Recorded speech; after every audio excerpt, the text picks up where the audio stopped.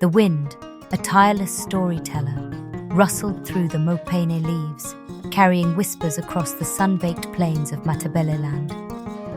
Mthwakazi, a young Ndebele shepherd, led his flock with a gentle heart. His melodies played on his umkulo, flute, soothed not only the sheep, but also Mthwakazi himself. One day, however, a heart-wrenching cry shattered the peaceful symphony. Mthwakazi stumbled upon a sight that froze his blood. In the tall grass lay a tiny lion cub, no bigger than a pumpkin, whimpering with fear and loneliness. He knew the tales of lions, fearsome hunters with roars that shook the earth. Yet, a primal tug at his heartstrings battled with his fear. Ignoring the stories, Mthwakazi scooped up the cub. The village, their initial surprise melting into warmth, welcomed the tiny creature with open arms. They named him Simba, meaning lion, in Isindebele, and showered him with affection. Mthwakazi especially took Simba under his wing. He fed him milk from a clay pot, slept beside him in the warm embrace of the hut, and treated him no differently than another member of the family. Years flowed by like the savannah rivers after a heavy rain. Simba grew into a magnificent creature, his golden fur shimmering under the African sun. But unlike other lions, his roar remained a pathetic bleat. He nibbled on grass, nuzzled Mthwakazi for comfort, and believed himself to be just another sheep. One scorching afternoon, a tremor ran through the savannah. A mighty lion's roar echoed across the vast plains, sending shivers down spines and scattering the sheep. Simba, however, stood bewildered, unsure of the chaos. Days turned into a tense routine. The fear of the lion lingered, a dark cloud hanging over the village. One day, as Simba approached a watering hole with the flock, he stopped short. Reflected in the crystal-clear water wasn't a sheep, but a creature with a powerful mane and a gaze that mirrored the wild savannah. A primal fear gripped him. He let out a startled bleat, his reflection morphing into a monstrous predator. Suddenly, a thunderous roar resonated behind him. It was the lion. Yet, unlike the image conjured by his terror, this lion, with a mane the color of dark chocolate, approached cautiously. Its eyes held a wisdom older than time. As the lion neared, it unleashed a powerful roar that shook the very ground. A primal response surged within Simba. A sound he never knew he possessed, a deep, guttural growl, erupted from his throat. The sound surprised even him. It was a growl of confusion, of awakening, a question echoing in its depth. Who am I? The lion took 2 steps closer, the heat of its breath washing over Simba. It roared again, a challenge that resonated with a truth deep within Simba's soul. And then, a roar erupted from Simba's own throat. It wasn't the startled bleat, but a powerful sound that echoed across the savannah. A roar of realization, a roar that claimed his true identity. Looking back at the village, Simba saw Mthwakazi, fear etched on his face, hiding in a tree. He saw the familiar faces of his Ndebele family, the comfort and safety he'd known all his life. Then, he looked back at the lion, a creature of power and freedom, a reflection of his own wild spirit. The iconic Matobo Hills stood witness to Simba's internal struggle. The decision flickered in his eyes. He stood tall, his mane bristling, and let out a roar that echoed across the savannah. This roar was different. It was a roar of acceptance, a roar that claimed his place in the world. With a heavy heart, Simba turned away from the village. He looked back one last time at Mthwakazi, his human brother, and the life he had known. Then, with newfound determination, he walked beside the lion, venturing deeper into the vast savannah. Life in the wild was a harsh contrast to the comfort of the village.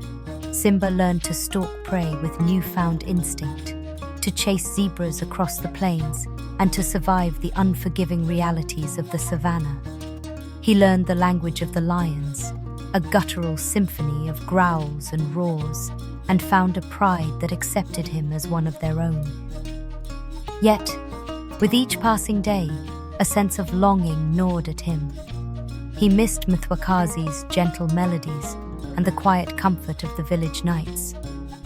One day, as Simba surveyed his territory from atop a rocky outcrop, a familiar tune drifted on the wind.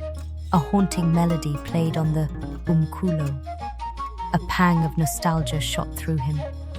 He hadn't realized how much he missed the gentle sounds of his past life. The melody, carried by the wind, spoke of peace and love, a stark contrast to the harsh reality of the wild. Suddenly, the melody was replaced by a rising crescendo of panicked shouts. Curiosity, laced with a growing sense of dread, propelled Simba towards the direction of the sound.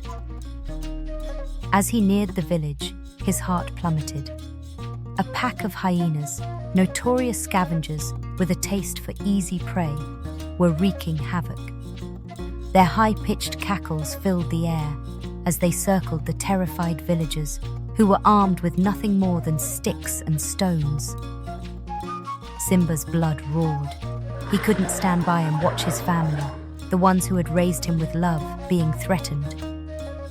With a ferocious roar that echoed across the savannah, he charged towards the hyenas. The scavengers, surprised by the sudden arrival of a magnificent lion, faltered. They were used to preying on the weak, not facing a creature of such power and fury. Simba, fueled by a mixture of love and fury, scattered the hyenas with impressive speed. He chased them across the plains, his powerful roars keeping them at bay. The hyenas, realizing their mistake, retreated with whimpers and growls, leaving behind a cloud of dust and a sense of relief that settled over the village. The villagers stared in awe at their savior, a lion they had raised as a sheep, now standing protectively in front of them. Relief washed over their faces, replaced by a newfound respect for the magnificent creature who had once been their unlikely companion. Mthwakazi emerged from his hiding place, tears welling up in his eyes. He approached Simba cautiously, then, with a trembling hand, reached out to touch his mane. Simba leaned into the touch, a silent acknowledgement of the bond that transcended their differences. He had returned, not as a lost lamb, but as a protector, his instincts honed by the wild, yet his heart forever tied to the village. The following days were a celebration of Simba's bravery and a reunion filled with laughter and shared stories. Mthwakazi played his umkulo, the melody weaving a tapestry of shared memories. Simba, though enjoying the familiar tune, couldn't ignore the call of the wild that tugged at him constantly.